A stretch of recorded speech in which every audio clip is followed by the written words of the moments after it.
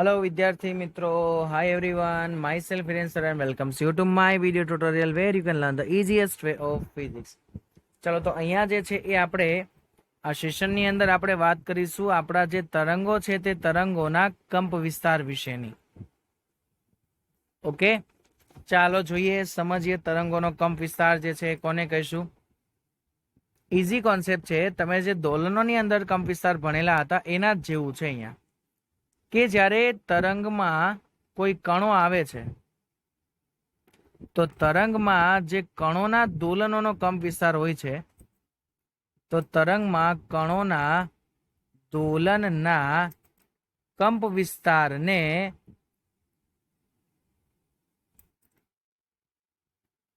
તરંગનો કંપ વિસ્તાર કહે છે.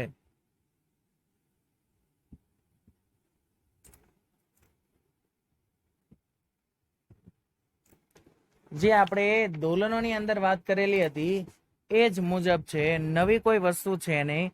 તરંગના કંપ વિસ્તાર જે છે એને પણ કેપિટલ એ વડે જ દર્શાવવામાં આવે છે.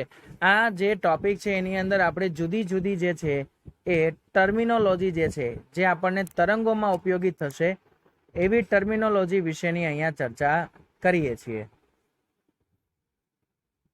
ચલો હવે પછી જે છે એ વાત કરીએ તરંગ જે છે એની તરંગ લંબાઈ વિશેની.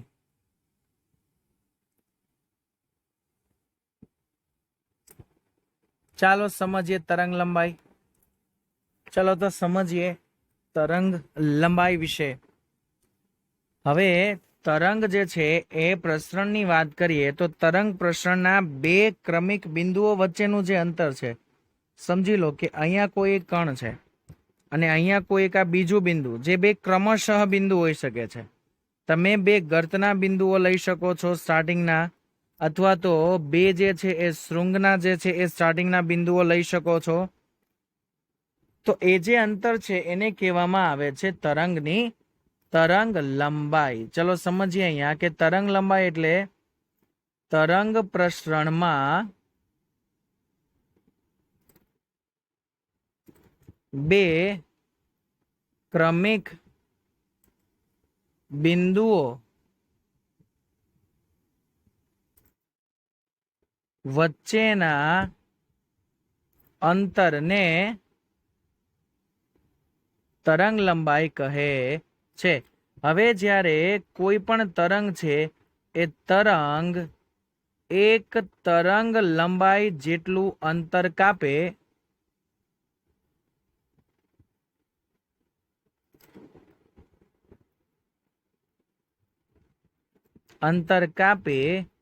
ત્યારે 2π રેડિયન જેટલું કોણીય સ્થાનાંતર થાય તેનું.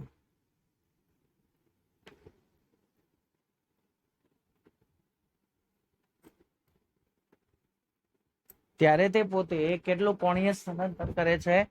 તો ત્યારે તે પોતે 2π રેડિયન જેટલું કોણીય સ્થાનાંતર કરે છે. સમજી લો કઈ રીતે.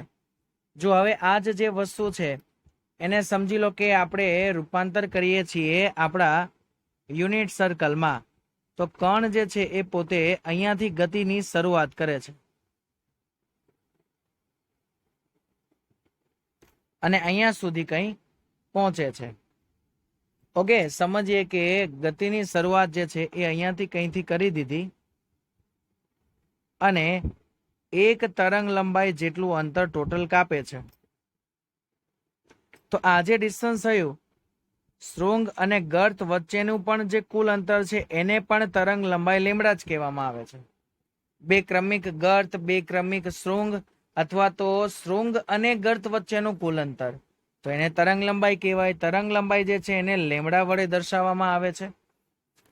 હવે જ્યારે આ કણ માટે આપણે વાત કરીએ તો તમે અહીંયા જોઈ શકો છો કે કણ જે છે 5π બિંદુ પર છે અને એ જ્યારે અહીંયા પહોંચે છે ત્યારે તે પોતે 3π બિંદુ પર આવી જાય છે. તો એ બંને વચ્ચે જો કળાના તફાવત વિશેની વાત કરીએ તો કળાનો તફાવત જે છે એ આપણને કેટલો મળે છે? 2π રેડિયન જેટલો.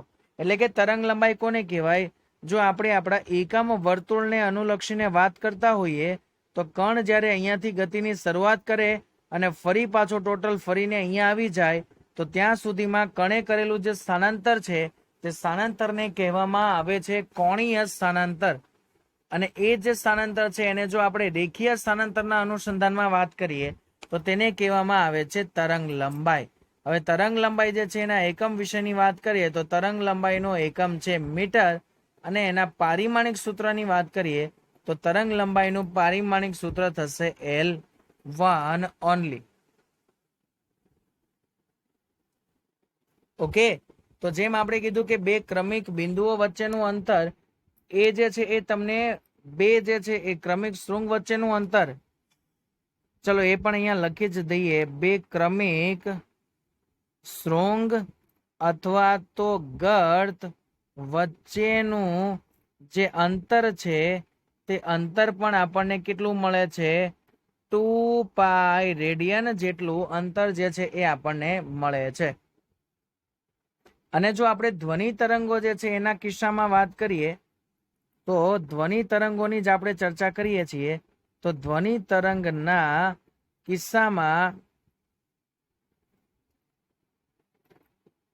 બે ક્રમશઃ આવતા સંઘનન અથવા તો યા ફિર અને વિઘનન વચ્ચેના અંતરને તરંગ લંબાઈ કહેવામાં આવે છે. ક્લિયર? તો આ જે છે એ વાત થઈ તરંગ લંબાઈની. હવે જે છે એ નવો એક ટોપિક જે છે એની ચર્ચા કરીએ, જે આપણા માટે ખૂબ અગત્યનો ટોપિક છે, આગળ ઘણી વખત આપણને યુઝેબલ પણ છે.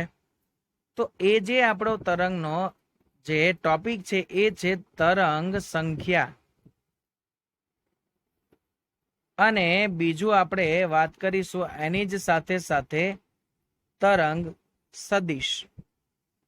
હા, બોલાય છે તરંગ સદિશ પણ છે અદિશ રાશિ. ઓકે, નો ડાઉટ જે છે એ આપણે એને અદિશના ફોર્મમાં, કેમ કે ખાલી મૂલ્ય મળે આપણને, પણ છતાં પણ આપણે એને દર્શાવીશું સદિશ તરીકે જ, કેમ કે એની દિશા જે છે એ તરંગ પ્રસરણની દિશામાં જશે. તમે અહીંયા જોઈ શકો છો, પહેલો પોઈન્ટ આપણે તરંગ સંખ્યા લખ્યો, એ તરંગ સંખ્યા પરથી તરંગ સદિશ બને. ચલો સમજીએ કઈ રીતે બને, શું છે તરંગ સદિશ. હવે એકમ અંતર દીઠ જે તરંગોની સંખ્યા છે,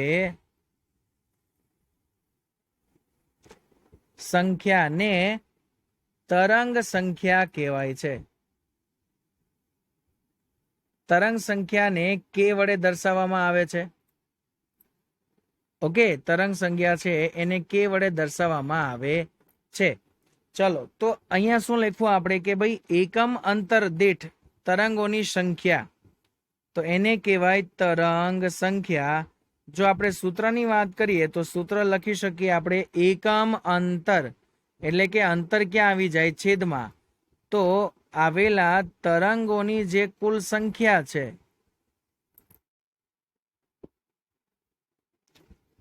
તો એ જ સંખ્યાને કહેવામાં આવે છે તરંગ સંખ્યા.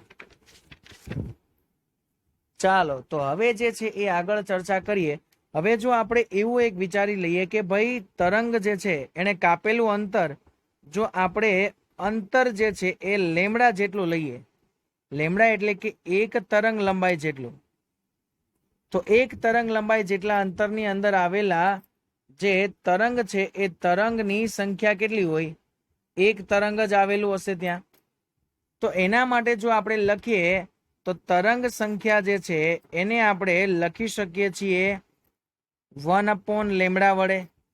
તો અહીંયાથી આપણને એકમ મળ્યો 1/મીટર અથવા તો મીટર ઇનવર્સ, જે આપણા તરંગ સંખ્યા જે છે એનો એકમ બને છે. ચલો, તરંગ સંખ્યામાં જ આગળ જે છે એ જોઈએ. હવે લેમડા જેટલું ડિસ્ટન્સ, હમણાં ઉપર વાત કરી આપણે એ પ્રમાણે કે લેમડા જેટલું અંતર જે છે એ રેખીય રીતે કપાય ત્યારે 2π રેડિયન જેટલું કોણીય સ્થાનાંતર પણ થાય છે.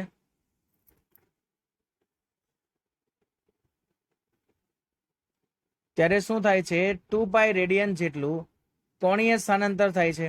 હવે આમ જો આપણે એક વાત કરી શકીએ કે ભાઈ એકમ અંતરે બે કણોને આપણે મૂકેલા હોય, એકમ અંતરે રહેલા બે કણો વચ્ચે જે કળા તફાવત હોય છે એ કળા તફાવત કેટલો હોય છે? 2π રેડિયન જેટલો હોય છે ટોટલ તફાવત. તો એકમ અંતરે કળા તફાવતની વાત કરીએ તો સર એ તો 2π બાય લેમડા જેટલો થઈ જાય. અને આ જે 2π બાય લેમડા જે વેલ્યુ છે એને જ કહેવામાં આવે છે તરંગ સદિશ, અથવા એને જ કહેવામાં આવે છે તરંગ સંખ્યા, અથવા ત્રીજું એને કહેવામાં આવે છે પ્રસરણ અચળાંક. તો ત્રણે ત્રણ વેલ્યુ એક જ જે છે એ કોન્સેપ્ટની છે કે જ્યાં લખીશું આપણે કે બરાબર 2π અપોન લેમડા, જ્યાંથી આપણને એકમ જે છે એ મળશે તરંગ સંખ્યાનો રેડિયન પર સેકન્ડ, પારિમાણિક તો L-1, અને તરંગ સંખ્યા અથવા તો તરંગ સદિશ જે છે એ તરંગ સદિશની દિશાની વાત કરીએ તો તરંગ સદિશની દિશા જે છે એ તરંગ પ્રસરણની દિશામાં હોય છે.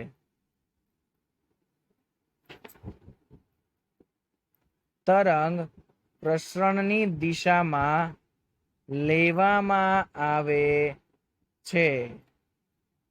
ઓકે બચ્ચાઓ, તો અહીંયા જે છે એ આપણું તરંગ સંખ્યા વિશેનો કોન્સેપ્ટ કમ્પ્લીટ થાય છે.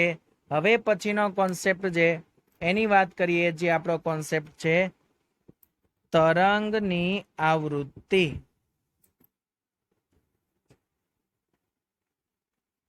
જેને આપણે F વડે દર્શાવીશું. તો તરંગની આવૃત્તિ કોને કહેવાય છે? તો 1 સેકન્ડમાં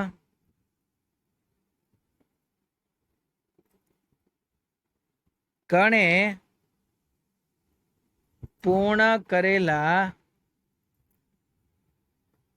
દોલનોની સંખ્યાને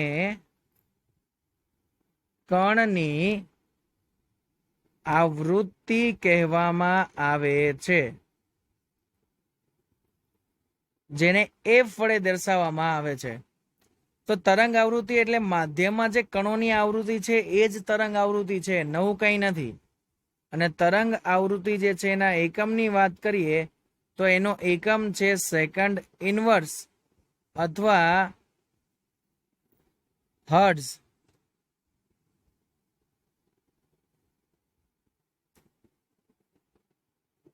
અને કોણીય આવૃત્તિ અને રેખીય આવૃત્તિ વચ્ચેનો સંબંધ છે ઓમેગા બરાબર 2π by t is equal to 2πf. તો અહીંયા તમારા જે બેઝિક કોન્સેપ્ટ હતા તરંગોને લગતા એ થાય છે કમ્પ્લીટ. ચલો હવે પછી એના તરંગ સમીકરણો જે છે અથવા તો તરંગ સમીકરણ જે છે એના વિશેની વાત કરીશું, અને આગળ જે છે એ તરંગ સમીકરણ આપણે પ્રૂફ કરીશું. ઓકે ચાલો, તો bye, take care, see you soon, stay healthy and stay happy.